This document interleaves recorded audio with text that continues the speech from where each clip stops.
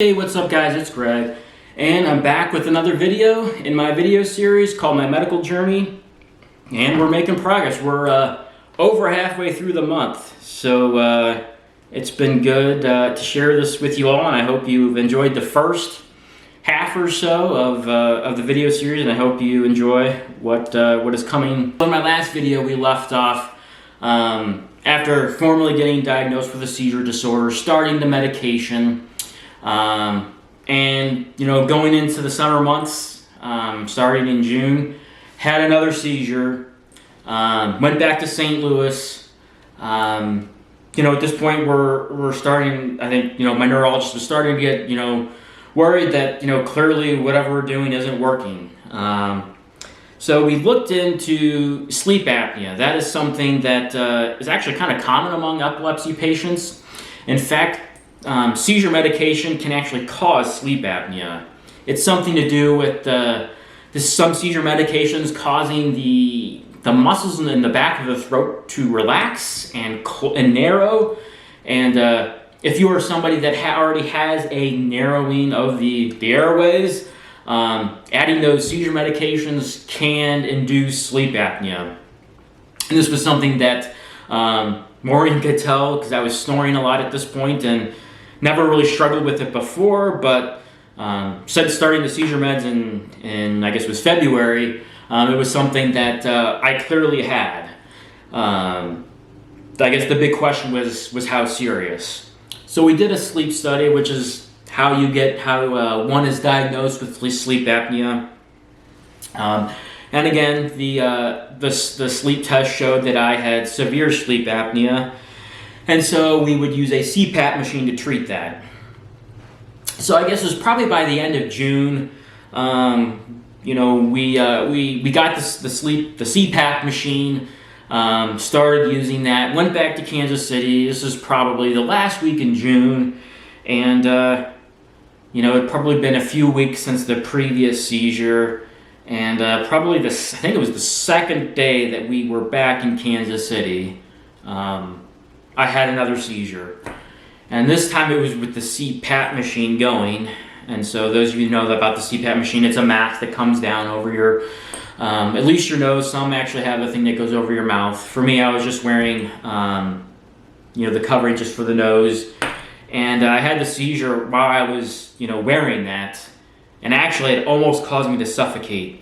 Something with, the breathing getting messed up during the seizure, and then having the mask on, blowing air in, did something with, my breathing that inhibited my breathing, and I actually started turning blue, according to Maureen.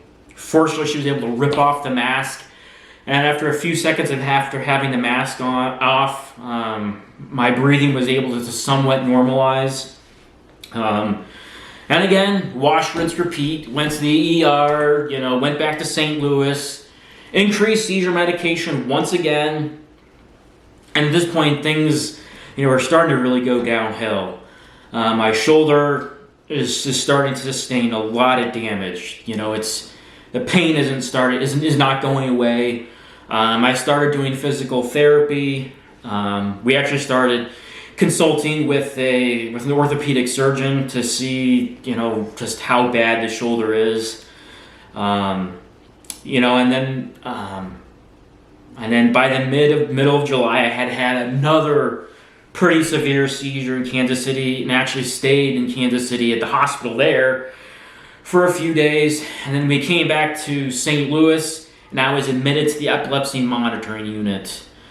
Typically, the EMU is reserved for people that have had epilepsy for a while or are struggling to diagnose it. We probably would not have started with the EMU this quickly, but my neurologist felt that we for whatever we were doing wasn't working. The seizures seemed to be getting worse, especially when we talk about struggling to breathe during a seizure.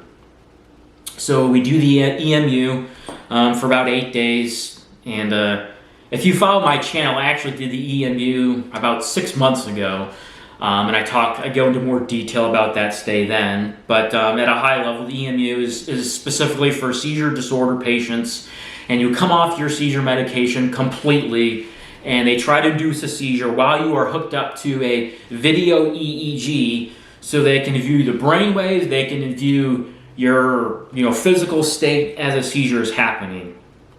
Despite me having multiple serious seizures leading up to this hospitalization, we weren't able to induce a seizure. You would think after coming off a massive dose of seizure medication and the seizures that I had while I was on the medication, that we would be able to induce a seizure, but we weren't.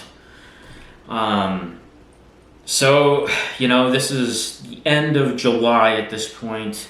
Bryn and I are getting desperate. We have no way to stop these seizures. My shoulder is starting to really deteriorate. My neurologist increased the medication again and added in a second medication. Some seizure patients are on multiple medications if they, have trouble, finding one that works. So we were hoping that, adding a second medication would, so adding a second medication might help. Unfortunately, it didn't. The seizures, through the month of August continued to get even worse. So we started seeing a orthopedic surgeon to assess the damage of my shoulder. We've had several seizures now where I've injured the shoulder, where it's been dislocated in and out of place.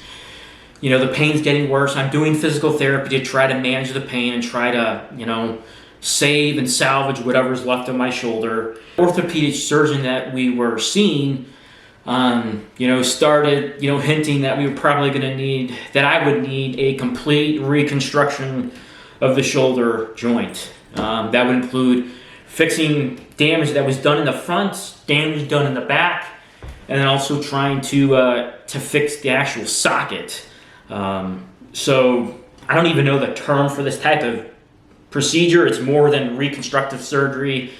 And so, he basically said that, if you don't get this fixed, there's probably going to come a time where you have a seizure and the bone won't pop back into place because there won't be enough cartilage and bone to hold it in place. It just won't stay in place. And he's like, I don't know if this is going to be after one seizure, or it's going to be 6 months from now, or if it will never happen. Go ahead and leave off here today. I'm going to pick up next video on going into the month of September and dealing with the shoulder issues that essentially were created from having multiple seizures with a dislocated shoulder. So once again, I hope you enjoy the video. Any questions, comments, leave them in the comments section below, and I will see you in the next video.